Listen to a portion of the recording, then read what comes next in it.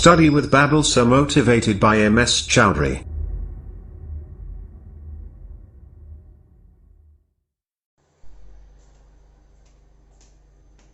Hello friends, मैं नीलम चौधरी आज एक बार फिर से आपका अपने YouTube channel study with Babal sir में आपका स्वागत करती हूँ। तो अपन ने सबसे पहले स्टार्ट किया था चैप्टर नंबर 5। उसमें अपन ने देखा दैनिक जीवन में रसायन, वो अपना कंप्लीट हो गया था। वो था बोर्ड के एग्जाम में 4 नंबर के क्वेश्चन आते हैं उस चैप्टर से। आज अपन एक नया चैप्टर स्टार्ट करेंगे, रासायनिक अभिक्रियाएं एवं उत्प्रेरक। ये बोर्ड के एग्जाम में 3 नंबर का होता है। इससे 3 नंबर के क्वेश्चन आते हैं।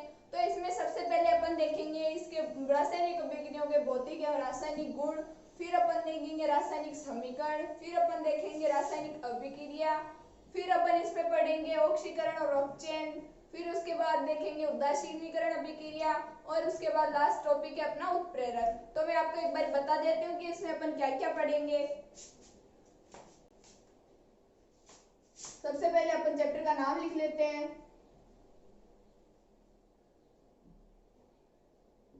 चैप्टर 6 रासायनिक अभिक्रियाएं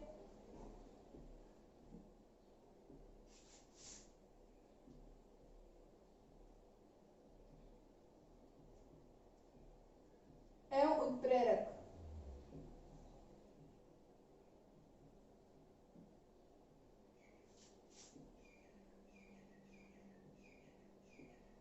तीन नंबर का आता है ये बोर्ड एग्जाम में। तो इसमें अपन सबसे पहले देखते हैं कि सबसे पहले अपन क्या पढ़ेंगे। तो इसमें अपन पहले पढ़ेंगे भौतिक एवं रासायनिक गुण। भौतिक एवं रासायनिक गुण।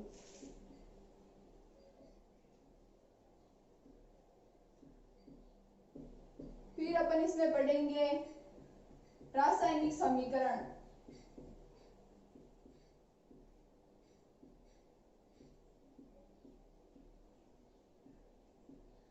फिर इसके बाद अपन पढ़ेंगे रासायनिक अभिक्रिया।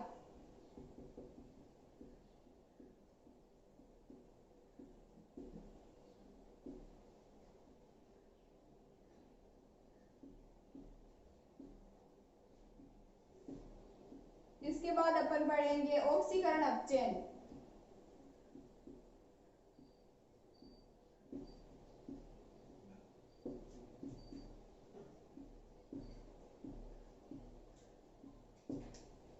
इसके बाद अपन पढ़ेंगे उदासीनीकरण अभिक्रिया। ये अपन पिछले चैप्टर में भी पढ़ चुके हैं।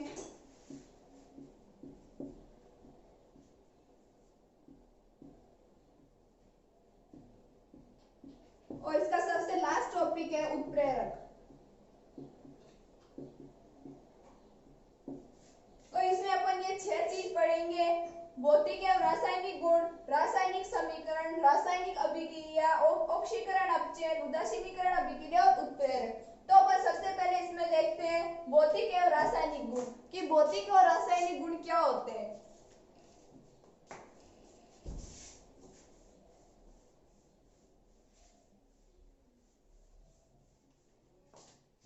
भौतिक एवं रासायनिक गुण में परिवर्तन।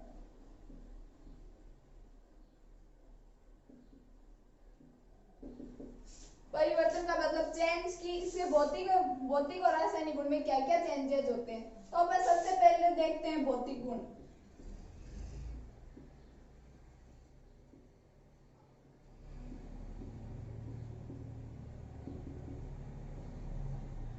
भौतिक गुण, तो भौतिक गुण में क्या होते हैं कि ये जो भौतिक गुण होते हैं वो अस्थायी होते हैं। मतलब कि जैसे अपन ने पहले फिर कोई पदार्थ द्रव्य अवस्था में और फिर अपन ने उसको ताप दिया तो वो गैसीय अवस्था में बदल गया, फिर अपन उसको थोड़ा बाद में ठंडा करने लगते हैं तो वो वापस द्रव्य अवस्था में आने लगता है। इसका मतलब भौतिक अवस्था में कोई चेंज नहीं होता है। ये अस्थायी भौतिक अवस्था है कि अस्थायी परिवर्तन है और इसमें एक नए उत्पाद नहीं बनता है। तो अपन सबसे पहले देखते हैं कि इसमें कोई चेंज नहीं आता है। यह अस्थायी परिवर्तन है।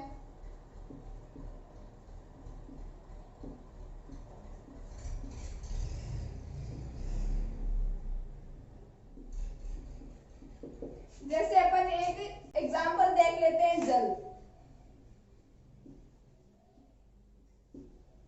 H2। जब अपन H2 ये जल है इसको ताप देंगे तो ये बन जाएगा वाष्प। और जब इसको ठंडा करेंगे तो यह वापस बन जाएगा ठोस। यहाँ अपन ने ताप दिया और यहाँ अपन इसको ठंडा किया। जब वापस इसको अपन ताप देंगे तो ये बन जाएगा वाष्प और ये हो गया वापस जल। तो इसमें अपन ने देखा कि ये जो जल था उसी अवस्था में चाहे अपन ने कितना ही ताप दिया उसको ठंडा किया, ये वापस उसी अवस्था में आके रुक जाता है। तो इसमें ये ऐसा ही परिवर्तन हुआ क्योंकि ये चेंजेस कुछ समय के लिए होता है, वापस ये अपनी उसी अवस्था में आ जाता है। ये चेंजेस ज्यादा देर तक नहीं रहता है और इसमें एक नए उत्पाद का निर्माण नहीं होता है।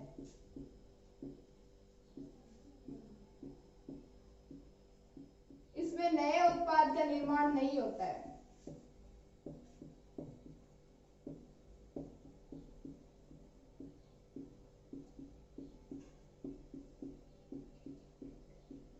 तो नए उत्पाद का निर्माण कैसे नहीं होता है वो देखते हैं। तो अपन ने देखा कि अपन ने शुरुआत में लिया था जल H2O और ये लास्ट में भी जल ही रहता है, कोई नया उत्पाद नहीं बनता है। तो ये हो गया नए उत्पाद का निर्माण नहीं होता है। फिर अपन देखते हैं कि जो रासायनिक गुण होते हैं वो उसके एकदम विपरीत है। उनमें स्थायी परिवर्तन होता है, उनमें जो चेंज हो गया एक बार वो वैसा ही रहता है, वापस मूल अवस्था में नहीं आता है और इसमें नया उत्पाद भी बनता है और इसमें नया उत्पाद नहीं बनता है। तो आप एक बार इसको नोट डाउन कर लीजिए, फिर अपन देखते हैं आगे। अब अपन देख लेते हैं जैसे कुछ इसके एग्जाम्पल। तो एग्जाम्पल इसमें है नौसादर का ऊर्ध्वपातन।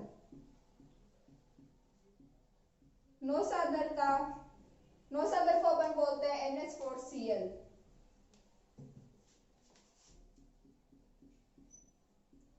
नौसादर का ऊर्ध्वपातन,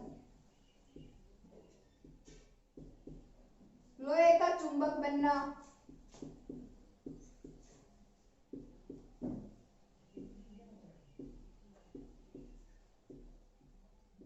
चीनी का जल में विलय होना,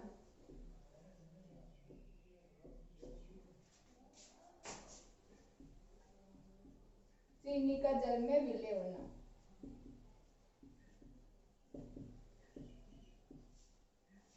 तो अपन एग्जांपल देख लिया, नौसादर का ऊर्ध्वपातन, लोहे का चुंबक बनना, चीनी का जल में विलय होना। तो अब अपन देखते हैं कि ऊर्ध्वपातन क्या होता है।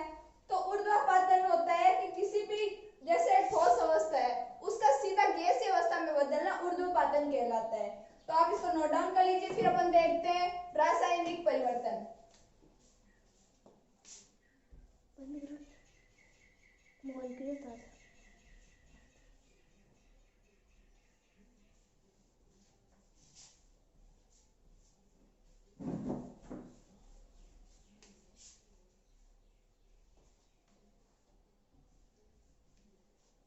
अब अपन देखते हैं रासायनिक परिवर्तन।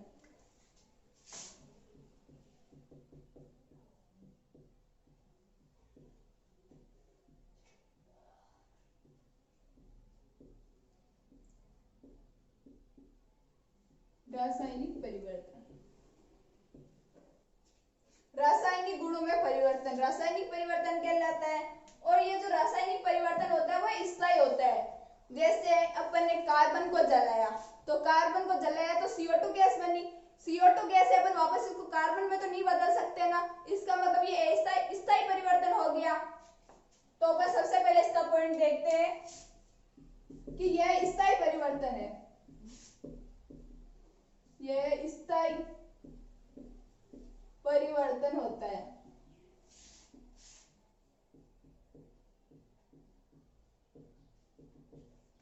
इसमें एक नया उत्पाद बनता है।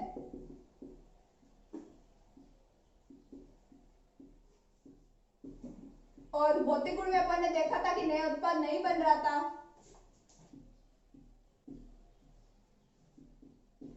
जैसे नया उत्पाद कैसे बना उसको अपन एक एग्जांपल से देख लेते हैं।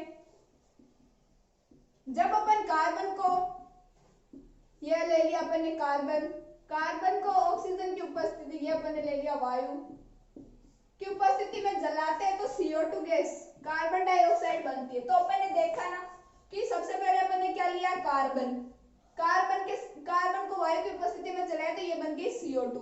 अपन CO2 से वापस कार्बन तो नहीं बना सकते ना, तो ये वापस मूल अवस्था में नहीं आ रहा, तो ये परिवर्तन स्थायी परिवर्तन होता है और इसमें एक नया उत्पाद बन गया कार्बन डाइऑक्साइड।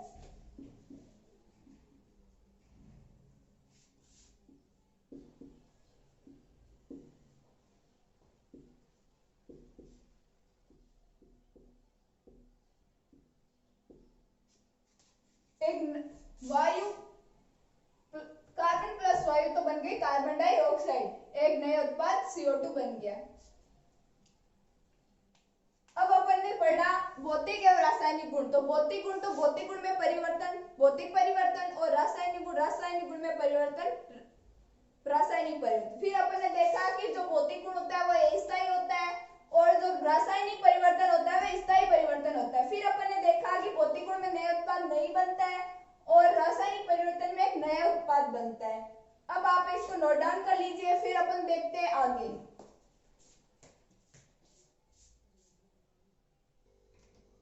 अब अपन देखते हैं रासायनिक परिवर्तन के कुछ एग्जांपल। जैसे रासायनिक परिवर्तन दूध का दही में बदलना,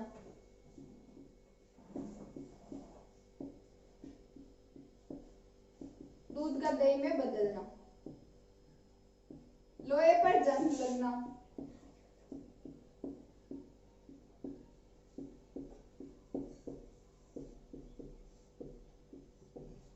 तो दूध, इसमें वापस से दूध का दूध तो नहीं बन रहा है ना, दही बन रहा है ना, तो एक नया उत्पाद बन गया, तो ये हो गया रासायनिक परिवर्तन का एग्जाम्पल।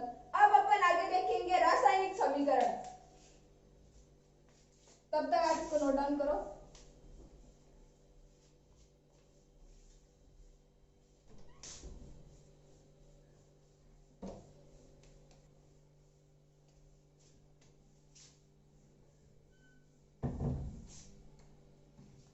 अब अपन देखते हैं रासायनिक समीकरण।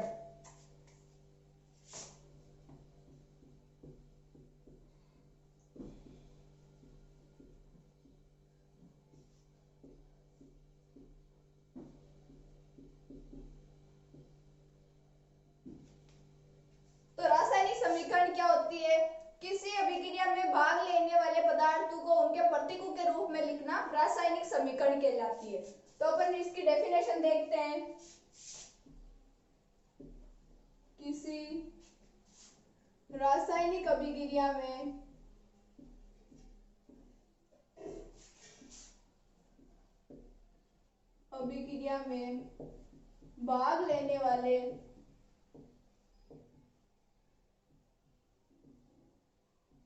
भाग लेने वाले पदार्थों को प्रतीकों के रूप में लिखना।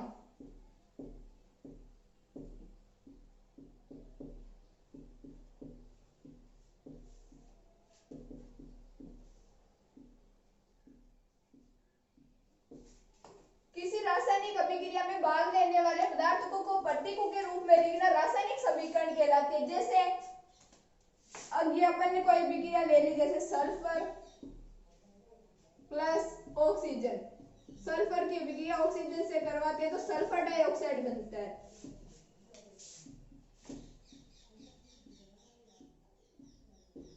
Sulphur dioxide.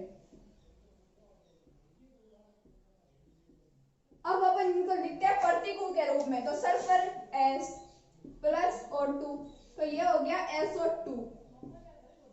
और यही अपन ने देखा कि किसी रासायनिक अभिक्रिया में भाग लेने वाले पदार्थों को प्रतीकों के रूप में लिखना। ये पदार्थ भाग ले रहे हैं, अब अपन ने इनको प्रतीकों के रूप में लिख लिया, तो ये हो गई रासायनिक समीकरण।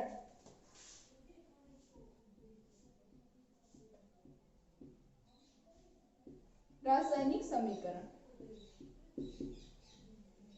अब अपन देखते हैं कि इधर के पार्ट को अपन क्या बोलेंगे और इधर के पार्ट को अपन क्या बोलेंगे। तो सबसे पहले अपन यह देखते हैं कि रासायनिक अभिक्रिया में भाग लेने वाले पदार्थों को हमेशा तीर के निशान के बाईं तरफ लिखा जाता है। ये बाईं तरफ और ये हो गया दाईं तरफ।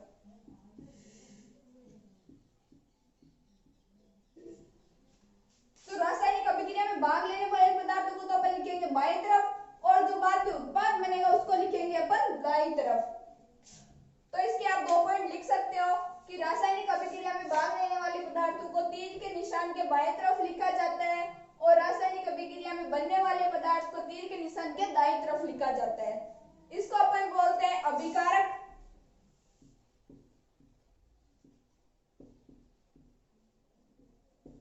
और इसको बोलते हैं अपन उत्पाद।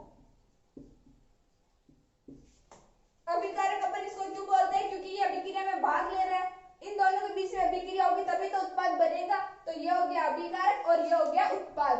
तो आप इसको ऐसे भी बोल सकते हो कि अभिकारक को तीर के निशान के बाएं तरफ लिखा जाता है और उत्पाद को तीर के निशान के दाईं तरफ लिखा जाता है। आप इसको नोट डाउन कर लीजिए, फिर अपन देखते हैं आगे।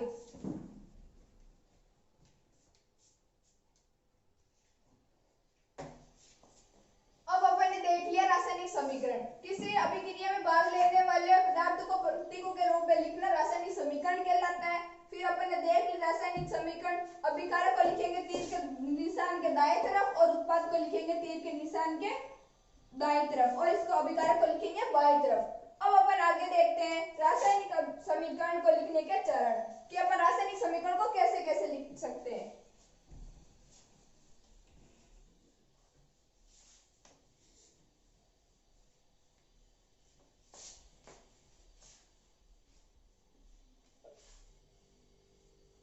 रासायनिक समीकरण को लिखने के भी कुछ चरण होते हैं, ऐसे है नहीं अपनी मर्जी से अपन ने उत्पाद को कहीं लिख दिया, अभिकारक को कहीं लिख दिया। तो अपन देखते हैं रासायनिक समीकरण को लिखने के चरण।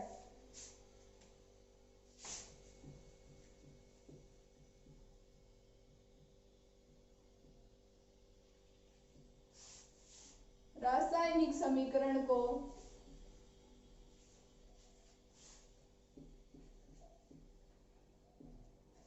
लिखने के चरण। तो पहला चरण अपन ने अभी देखा रासायनिक समीकरण में, तो उत्पाद को इसमें भी ये वही है कि अभिकारक को तो लिखा जाएगा तीर के निशान के बाएं तरफ और पहले लिखा जाएगा अभिकारक को और उसके बाद लगाया जाएगा तीर का निशान और उसके बाद लिखा जाएगा दाएं तरफ उत्पाद को। तो अपन मैं लिख के बता देती हूँ आपको कि इसको अपन कैसे लिखेंगे।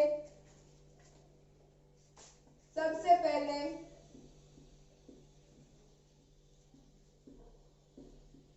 अभिकारक को लिखकर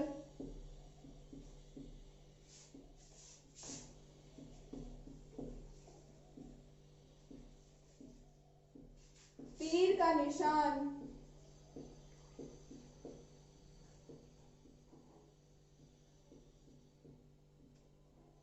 निशान लगाकर उत्पाद को लिखते हैं।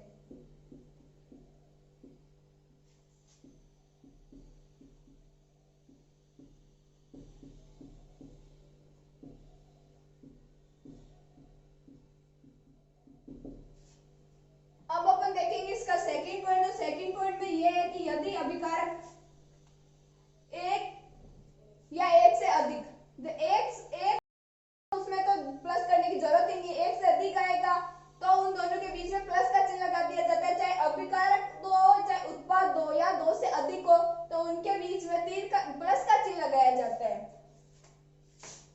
दो या दो से अधिक, दो या दो से अधिक अभिकारक व उत्पाद बनने होने पर उन दोनों के बीच में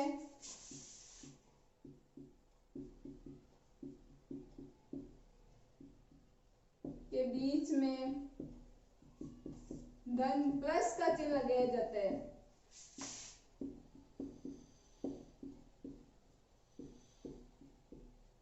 जैसे अपन इसका एक एग्जांपल देख लेते हैं, जैसे C+O2।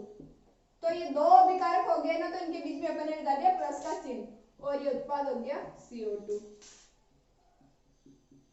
फिर इसके बाद अपन तीसरा पॉइंट ये देखते हैं कि रासायनिक अभिक्रिया में ना तो द्रव्यमान नष्ट होता है और नए द्रव्यमान का निर्माण होता है। ना तो नए द्रव्यमान बनता है और नए द्रव्यमान जो होता है उसमें से नष्ट होता है। रासायनिक द्रव्यमान संरक्षण नियम, द्रव्यमान का न तो क्षय होता है और न ही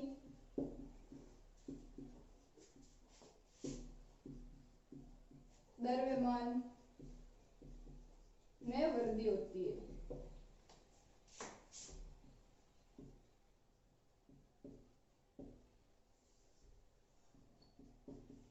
ये होता है द्रव्यमान संरक्षण के नियम के अनुसार।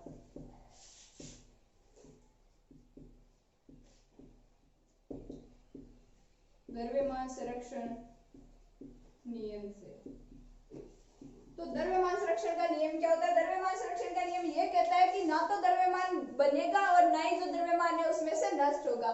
तो आप ये 3 पॉइंट एक बार नोट डाउन कर लीजिए, फिर अपन इसके आगे के पॉइंट देखते हैं।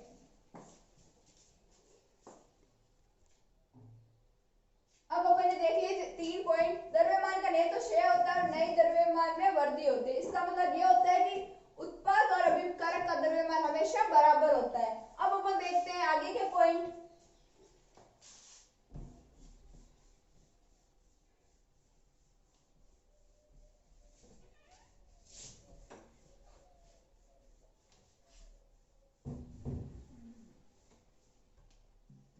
इसका 4th पॉइंट है कि उत्पाद व अभिकारक व उत्पाद में परमाणु की संख्या हमेशा समान होनी चाहिए।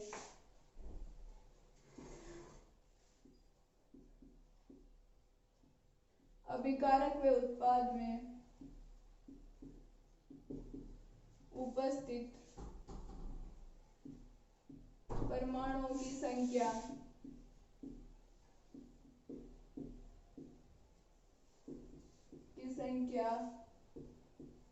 समान होनी चाहिए, समान होनी चाहिए। जैसे अपन ने ले लिया सल्फर और ऑक्सीजन की क्रिया करवाई तो बन गया सल्फर डाइऑक्साइड। तो इसमें सल्फर 1 है, अभिकारक में सल्फर 1 है, उत्पाद में भी सल्फर 1 है। अभिकारक में ऑक्सीजन, ये एक ऑक्सीजन अणु है तो ये भी एक ऑक्सीजन, तो ये अभिक्रिया संतुलित है। उत्पाद की अभिकारक की संख्या और उत्पाद की संख्या बराबर है। फिर अपन देखते हैं आगे के पॉइंट। अभिकारक व उत्पाद में उपस्थित परमाणु की संख्या बराबर करने के बाद अपन लिखते हैं इसकी अवस्थाएं, जैसे ठोस अवस्था, द्रव्य अवस्था, जलीय विलयन।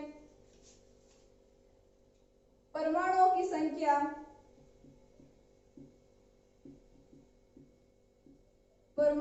संख्या समान करने के बाद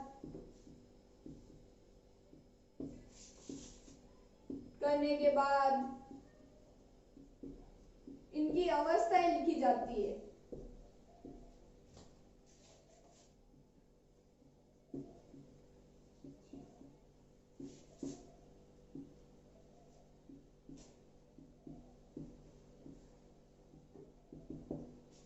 इनकी अवस्थाएं लिखी जाती है। जैसे अपन इसके एग्जांपल देख लेते हैं, CaO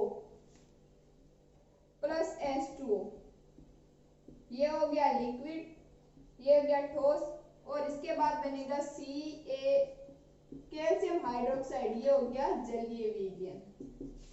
तो अपन ठोस को तो लिखेंगे S से, ठोस S,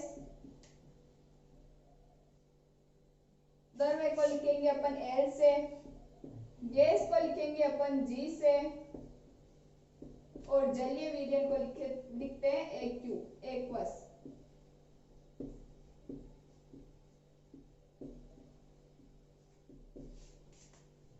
आगे 2 पॉइंट नोट डाउन कर दिए, फिर अपन देखते हैं इसके आगे।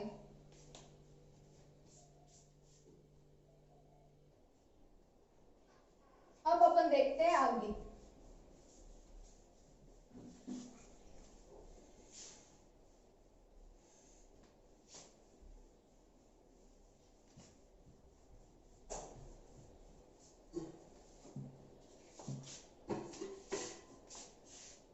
अब 6 पॉइंट, रासायनिक अभिक्रिया के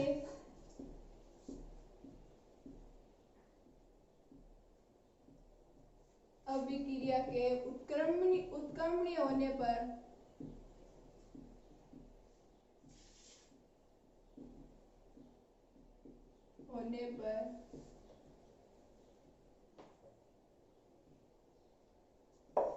उसे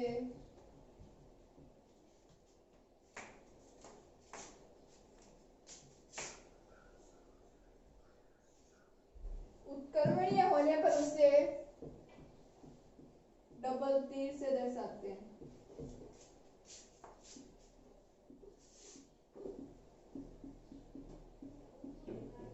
इसका एग्जांपल अपन देखते हैं, जैसे N2 प्लस S2 NS3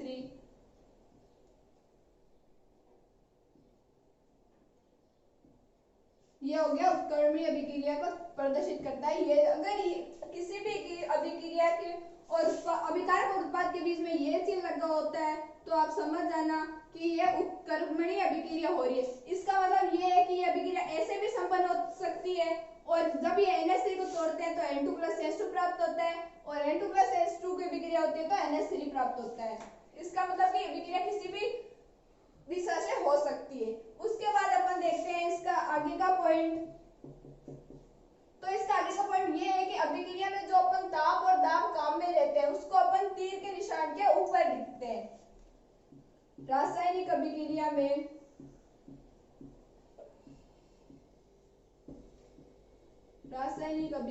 में काम आने वाले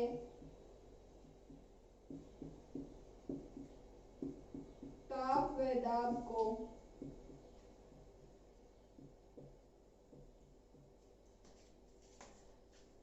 तीर के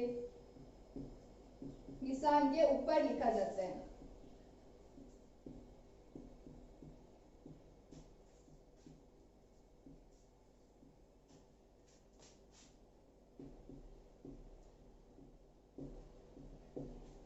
जैसे अपन इसका एग्जांपल लेते हैं, N2 प्लस S2 773 केल्विन ताप और 200 ATM दाब, तो ये बन गया 2NH3। तो इसमें जो ये ताप और दाब काम में आता है उसको लिखा जाता है तीर के निशान के ऊपर। आप पहले इसको नोट डाउन कर लीजिए, फिर हम देखते हैं इसके आगे के पॉइंट। अब अपन देखते हैं कि आगे का पॉइंट कि अभिक्रिया में काम आने वाले उत्प्रेरक को भी तीर के निशान के ऊपर लिखा जाता है।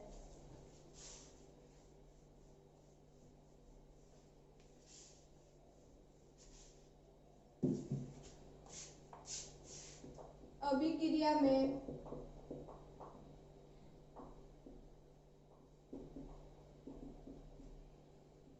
आवश्यक उत्प्रेरक को तीर के निशान के ऊपर लिखा जाता है।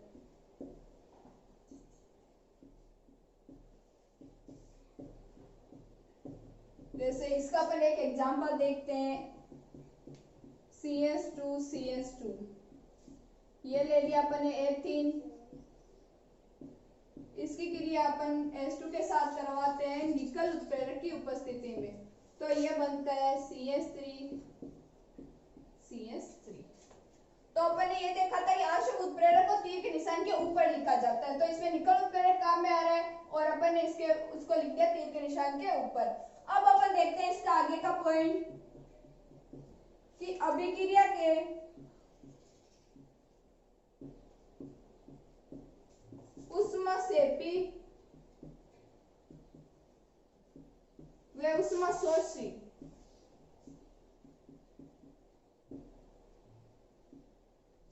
अभिक्रिया के ऊष्माक्षेपी व ऊष्माशोषी होने को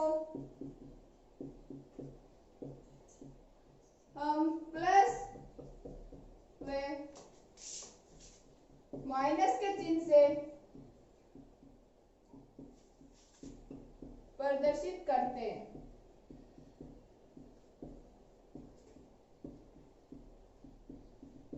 तो सबसे पहले अपन देखते हैं ऊष्मा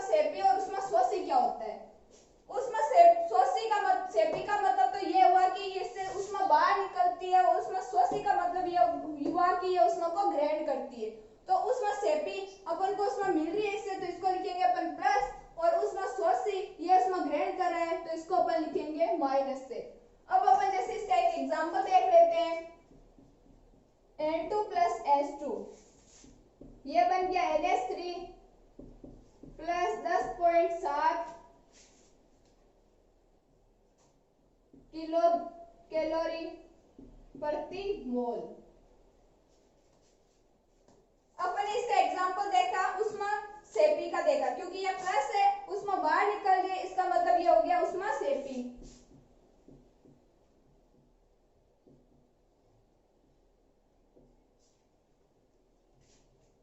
अब अपन देखते हैं उसमें 180 का एग्जांपल, तो उसमें 180 में अपन लेते हैं जैसे N2 प्लस O2 NO2, तो इसमें से उसमें बाहर निकल लिए तो अपन ने लिख लिया -3 किलो कैलोरी प्रति मोल, ये हो गया उसमें 180।